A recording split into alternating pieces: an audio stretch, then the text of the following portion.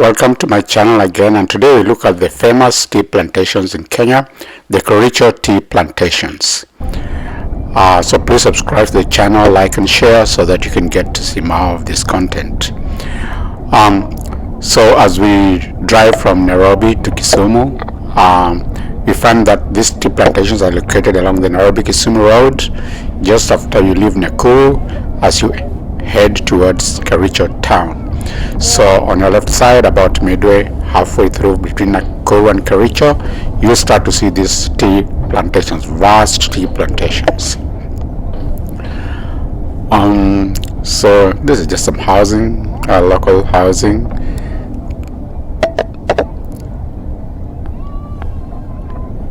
And here we start to see some scattered trees, eucalyptus and cinchona.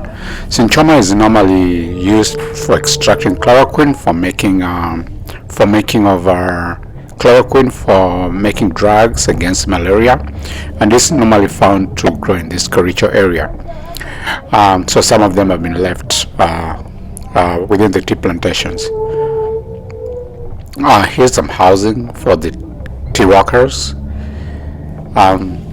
These tea plantations are actually owned by British multinationals. I don't want to mention the names right now. And they're vast thousands, hundreds of thousands of acres. And